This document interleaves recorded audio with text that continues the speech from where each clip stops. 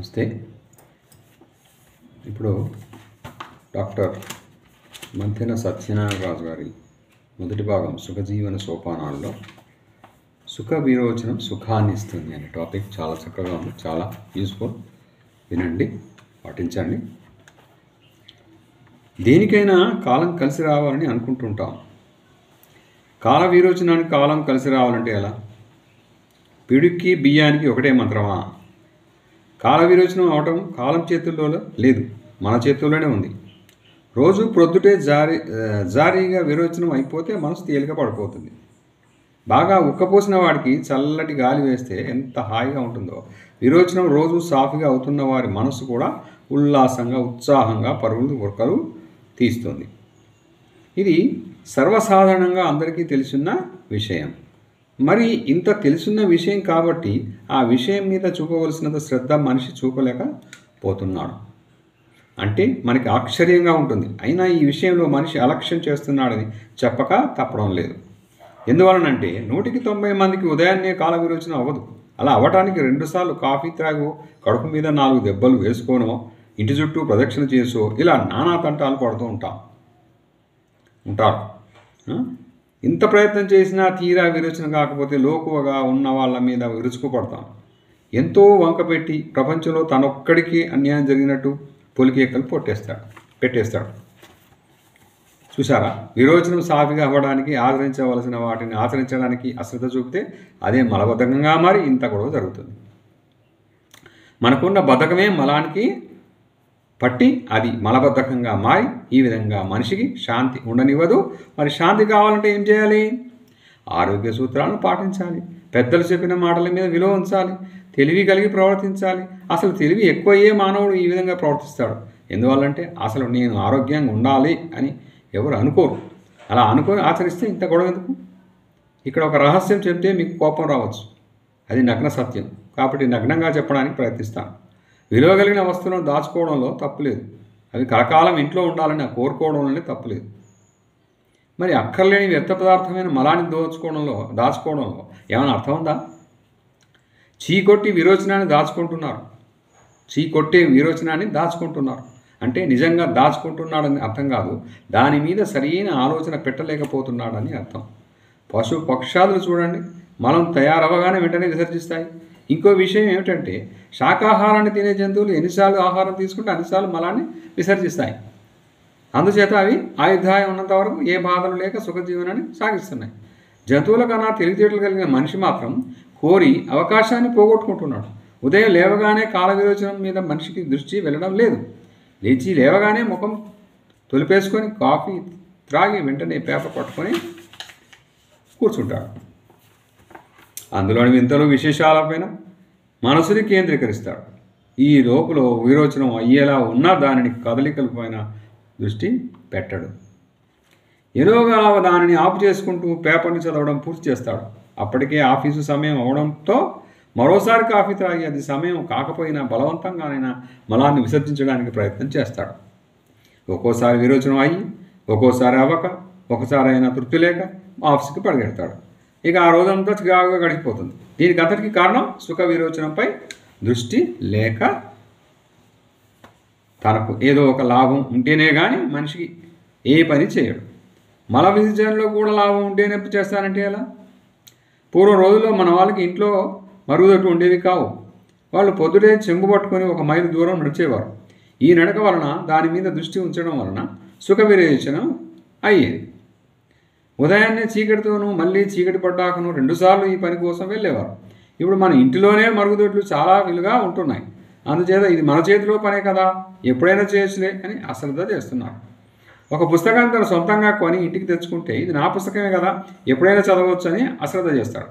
అప్పుగా తెచ్చుకున్న పుస్తకం తిరిగి ఇవ్వాలనే కంగారులో సమయం లేకపోయినా అవకాశం తీసుకొని చదివేసి మరీ ఇస్తాడు. ఇక్కడ కూడా అంతే. పూర్వం రోజుల్లో సదుపాయాలు లేకపోవడం వల్ల ఎవరికీ కనిపించకుండా చీకట్లో వెళ్ళి దానిపై దృష్టి పెట్టేవాడు. ఇప్పుడు అది లేదు. లోకంలో మరో దురభిప్రాయం ఉంది. ఆరోగ్యవంతుడికి ఒకేసారి విరోచనం అవుతుందని, 4 సార్లు వెడితే అనారోగ్యమని, బలం ఉండదని అభిప్రాయం లోకంలో ఉంది. మరి పశువులను చూస్తే రోజు 10 సార్లు పేడ వేస్తాయి. కారణం మలాన్ని నిల్వ ఉంచుకో. ఒక మనిషి మాత్రమే మలాన్ని నిల్వ ఉంచుకోగలుగుతున్నాడు. అందుచేత మనిషి మలం అంత వాసన వస్తుంది, జంతువు మలానికి అంత వాసన ఉండదు. మానవ మలాన్ని తినే పంది పెంట కూడా అంత వాసన ఉండదు. ఇదంతా నిల్వ చేసుకోవడం వల్ల వచ్చే అనర్థం. ఒక్క విరోచనం గురించి ఇంత వివరిస్తున్నందుకు అసహించుకోకండి. ఎందుకు వివరించవలసి వచ్చిందంటే సర్వరోగాలు మలబద్ధకం వల్ల పుడతాయని ఆయుర్వేదం చెబుతుంది. అనుభవంలో తేలిన విషయం కూడా అదే. సుఖ విరోచనం కంటే సుఖాన్ని కలిగించేది మనిషికి మరొకటి లేదంటే అతిశయోక్తి లేదు. ఎంత సంపద ఉండనివ్వండి, ఎంత గొప్ప ఉద్యోగం చేయనివ్వండి, మలబద్ధకం కనుక ఉంటే సుఖాన్ని పొందలేడు, అన్నీ ఉండి లేనివాడు అవుతున్నాడు. అందుచేత చెప్పొచ్చేది ఏమిటంటే సుఖ విరోచనం ఆరోగ్యానికి తొలిమెట్టు అని ప్రశాంతంగా చెప్పిన విషయంలోని సత్యాన్ని గ్రహించి ఆచరించడానికి ప్రయత్నం చేయడం మంచిది. సుఖ విరోచనం అంటే లెట్రిన్లో కూర్చున్నాక 4-5 సెకండ్లలో ఏ విధమైన ఒత్తిడి లేకుండా అయిపోవాలి. విరోచనం అయ్యాకనే నీరుడు అవ్వాలి. అది సుఖ విరోచనానికి గుర్తు. సాధారణంగా 190 మందికి ముందు నీరుడు అయ్యి తర్వాత ప్రయత్నం చేయగా విరోచనం అవుతుంది. అందువల్లనే రోగాలు పెరగడం, తద్వారా ఆసుపత్రులు పెరగడం జరుగుతున్నాయి. మరి ఇటువంటి సుఖ విరోచనం అవ్వడానికి మనం ఏ ప్రయత్నం చేయాలో ఆ విషయానికి వద్దాం. పీచు పదార్థం వల్ల విరోచనం తయారవుతుంది. ఈ పీచు పదార్థం కూరల్లోనూ పళ్ళల్లోనూ ఎక్కువగా ఉంటుంది. మాంసాహారంలో పీచు పదార్థం అసలు ఉండదు. అందువల్లనే మాంసాహారాలకు విరేచనం సాఫీగా అవ్వదు. మనం తీసుకున్న ఆహారంలో శరీరానికి ఉపయోగపడేదంతా చిన్న ప్రేగుల్లోంచి రక్తంలోనికి వెళ్ళిపోతుంది. జీర్ణం కాని పీచు పదార్థం వ్యర్థ పదార్థంగా తయారై ప్రేగుల్లో ఉన్న నీటిని పీల్చుకొని ఊపి ప్రేగుల్లో ఉన్న పనికిరాని జిగురు పదార్థాలను, చనిపోయిన కణాలను తనలో కలుపుకుంటూ బయటకు విసర్జింపబడుతుంది. దీనినే మలం అని పిలుస్తున్నారు. 1.5 మీటర్ పొడవున్న పెద్ద ప్రేగుల నిండా ఈ మలం నిండా నిండి ఉంటుంది. మనం ఒకసారి విసర్జించిన మలం ఆసనంలో ఒక జానెడు పైకి పెద్ద ప్రేగులో ఉన్న మలం మాత్రమే, మరి ఇంకా 1 మీటర్ పైన పొడుగున్న పెద్ద ప్రేగులో ఉన్న మలం నిల్వ ఉండిపోతుంది. అలా నిల్వ ఉన్న మలానికి కదలికలను పుట్టించగలిగే నీటిని మనం త్రాగకపోవడం వల్ల, పీచు పదార్థాన్ని ఎక్కువ తినకపోవడం వల్ల, అన్నింటికన్నా మన మనసుని దానిపై పెట్టకపోవడం వల్ల ఆ మలం చాలా కాలం పెద్ద ప్రేగులో నిల్వ ఉండిపోతుంది. నిల్వ ఉన్న మోషన్లోని నీటిని ప్రేగుల గోడలు పీల్చేసుకోవడం వల్ల విరేచనం పెంటికల్లా గట్టిపడుతుంది. ఆ గట్టిపడిన మలం ప్రయత్నించి విసర్జించడం వల్ల సున్నితమైన ప్రేగుల గోడలపై ఒత్తిడి పెరగడం వల్ల ప్రేగుల గోడలు పగిలి కణాలు దెబ్బతిని రక్తం వస్తుంది. దానివలన మూలశంక, భగంధరాలు ఇవన్నీ వస్తాయి. నీటి యొక్క ఒత్తిడి లేకపోవడం వల్ల ప్రేగుల్లో ఉన్న జిగురు పొరల నుండి జిగురు పదార్థం తయారు అవ్వకపోవడం వల్ల విరోచనం ఎండిపోయి ఆసనంలోంచి బయటపడదు. అందువల్లే 20 రోజులు ఉపవాసం ఉండి 2 పూటలా ఎనిమా చేసుకున్న ఇన్ని రోజులు నల్లని మట్టిలా దుర్గంధంతో మలం బయటికి వస్తుంది. మలం ఇలా బయటికి వెళ్ళకపోతే ఇక మనిషికి ఆకలి ఎక్కడ ఉంటుంది? కడుపు ఖాళీ అయితేనే కదా ఏమన్నా మనం తినడానికి అవకాశం ఉండేది. బయటకు వెళ్ళేదాన్ని బట్టి లోపలికి తీసుకునేది ఉంటుంది. అందుచేత సుఖ విరోచనం అవ్వాలి అంటే మనం కొన్ని ప్రకృతి నియమాలను పాటించాలి. పూర్వం మనవారు దంపుడు బియ్యం తినేవారు, ఆకుకూరలు, కాయగూరలు బాగా తినేవారు. దీంట్లో పీచు పదార్థం ఎక్కువగా ఉంటుంది. అందువల్ల నీరు ఎక్కువ త్రాగడం వల్ల, సుఖ విరోచనం పైన దృష్టి పెట్టడం వల్ల వాళ్ళకు ఏ ఇబ్బంది లేకుండా కాల విరోచనం అయ్యేది. మనం ఇప్పుడు ముత్యాలు లాంటి మరబియ్యాన్ని తింటున్నాం. కూరలలో మసాలాలు దట్టించడం వల్ల ఎక్కువ పరిమాణంలో కూరని తీసుకోలేకపోతున్నాం. తక్కువ పీచు పదార్థం లోపలికి వెళ్తుంది. దీనివల్ల కోరి అనారోగ్యాన్ని తెచ్చుకుంటున్నాం. అంటే మనకు తెలివి ఎక్కువై తక్కువగా బ్రతుకుతున్నాం అన్నమాట. జంతువులకు తెలివి తక్కువ అవడం వల్ల ఎక్కువ సుఖాన్ని అనుభవిస్తున్నాయి. అవి ప్రకృతిని అనుసరిస్తున్నాయి. కాబట్టి వాటిని ప్రకృతి రక్షిస్తోంది. మనం ప్రకృతికి విరుద్ధంగా వెళ్తున్నాం. కాబట్టి ఇంత అనర్థాన్ని కొని తెచ్చుకుంటున్నాం. ఇక విరోచన బద్ధకం వల్ల మనిషికి కలిగే నష్టాల గురించి ఒకసారి ఆలోచిద్దాం. ప్రేగులలో విరోచనం నిల్వ ఉండడం వల్ల మనిషికి హాని కలిగించే సూక్ష్మజీవుల సంఖ్య పెరిగిపోతుంది. ఇక మనిషికి ఉపయోగపడే సూక్ష్మజీవుల ప్రేగుల్లో చాలా ఉంటాయి. ఆ సూక్ష్మజీవులు మనం తినే ఆహారంలో మనకి హాని చేసే విష పదార్థాలను హరిస్తూ ఉంటాయి. మనకు మేలు చేసే ఇటువంటి సూక్ష్మజీవులు నిల్వ ఉన్న విరోచనం ద్వారా బయటికి విసర్జింపబడతాయి. దాంతో మనం వ్యాధి నిరోధక శక్తిని కోల్పోతున్నాం. ఇంతకన్నా అనర్థం ఏం కావాలి? వ్యాధి నిరోధక శక్తి కోల్పోయిన మనిషి వైపుగా లోకంలో ఉన్న రోగాలన్నీ ఆకర్షించబడుతూ ఉంటాయి. ప్రేగుల్లో నిల్వ ఉన్న విరోచనం విష పదార్థాలకు నిలయం అని చెప్పాలి.